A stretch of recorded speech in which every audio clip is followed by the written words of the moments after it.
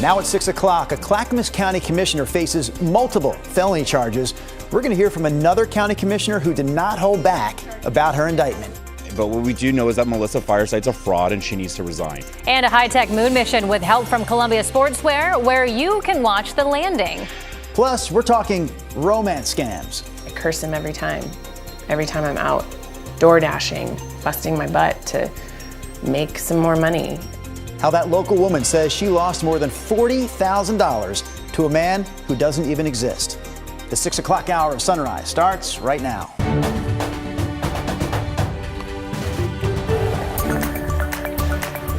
Good morning, and thank you for joining us on your Thursday. I'm China Green. And I'm Drew Carney, and us also includes these two. Rodney Hill, Christopher McGinnis standing by with a little weather and traffic. Did you call me Rod Hill? I called you Rodney Hill. Rodney? No, I am Captain Sunshine. Excuse me. I beg your biggest pardon. Oh. Here's a look at the blue sky waiting. The sun comes up this morning at 6:39. Looks like it's going to be just a beautiful sunny day from start to finish. It is chilly out. You see the temperature 37, and some of you are freezing out there, including there's a cold spot down around Sherwood and Tiger, where you're down to about 32 this morning.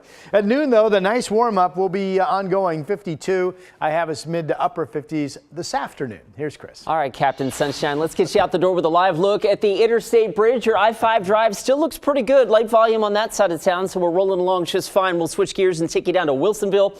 I-5 northbound traffic coming right into your living room. It is rolling along at a speed limit clip on that side of town as we are over on the east side. This is the Banfield. Guys, so far no unexpected freeway delays just yet. Thank you, Chris. We have a new video of the search for 2-year-old Dane Paulson in Siletz. The Lincoln County Sheriff's Department says they are focusing their search on the Siletz River. Dane was last seen playing in his family's front yard near the river's edge on Saturday. Search teams have already covered over 680 acres and 340 miles with no signs of the 2-year-old.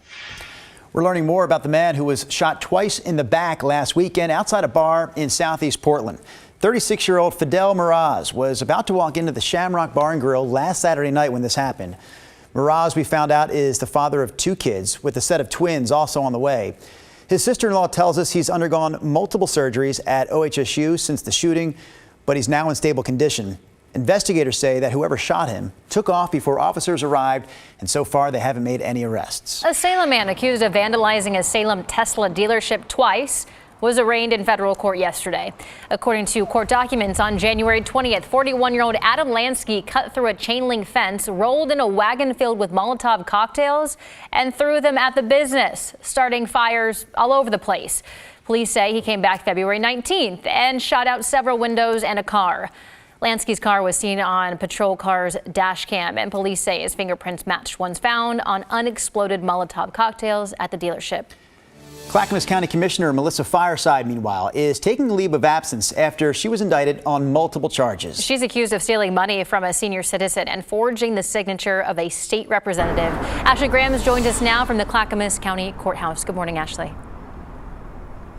Yeah, Drew, China, good morning. Melissa Fireside appeared in court yesterday and pleaded not guilty to 8 felony counts. She faces several charges, including theft, identity theft, and forgery. Court documents say back in September of 2024, she used a computer to steal more than $10,000 from a man in his 80s. She's also accused of identity theft and forgery. The state says Fireside forged 2 promissory notes totaling $59,000.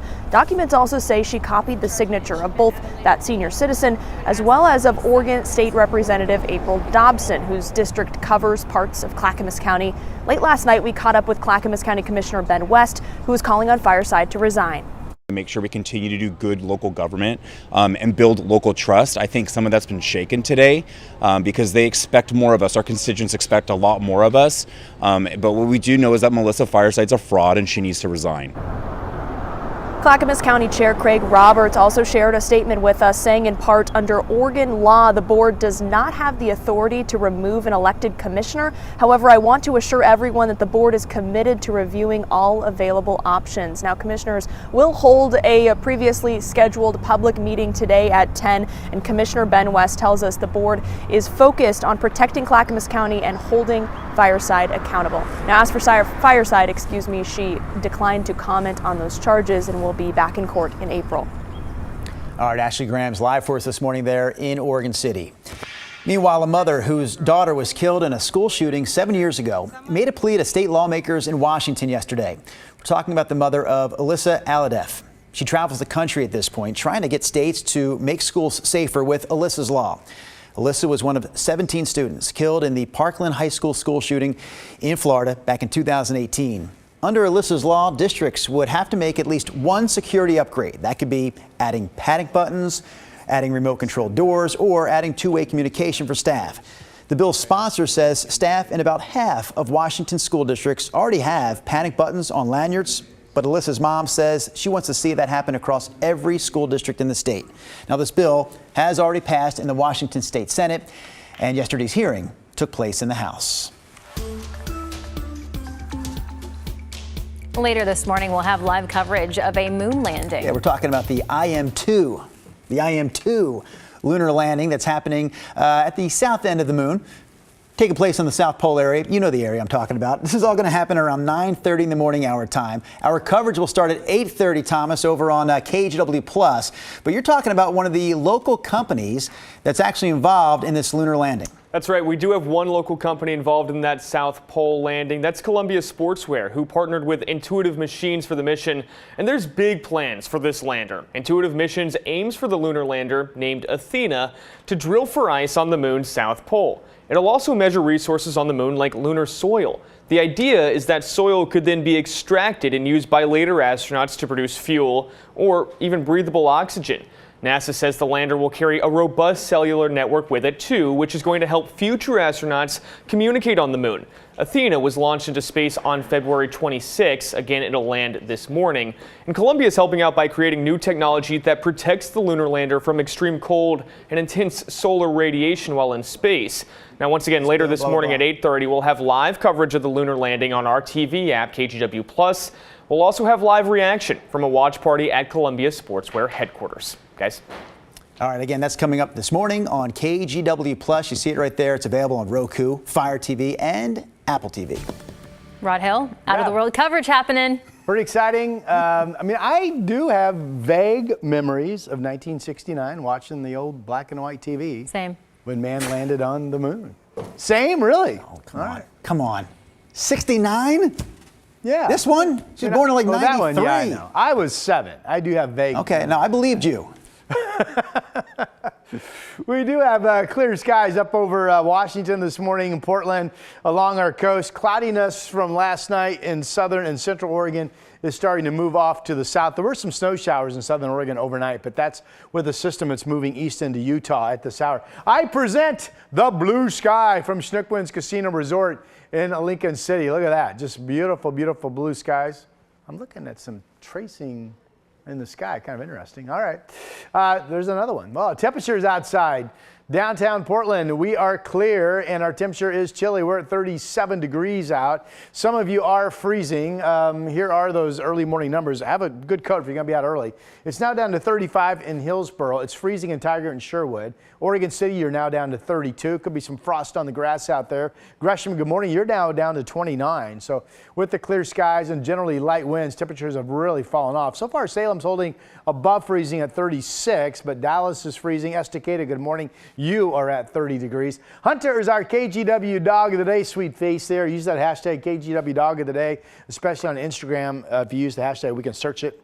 And I think that's where we actually end up getting a lot of our photos from. Here's Hunter, beautiful face there this morning. All right, everybody gets the sunshine today. We'll be low 50s at the coast, mid to upper 50s, even some 60-degree temperatures in the I-5 corridor in the Willamette Valley. Madras 52, Bend 47, and then 40s out east except for Pendleton, expected to be a little bit warmer. We are mainly sunny through the weekend. 58 today, the weekend, 64 Saturday, 65 on Sunday. Here's Chris McGinnis. That is awesome. All right, let's take it to Sherwood. This is a live look right now at 99W at Sunset Boulevard. A heads up, this weekend there's a big closure of 99W in Washington County. So if you plan on traveling that direction, just know that stretch of 99W will close.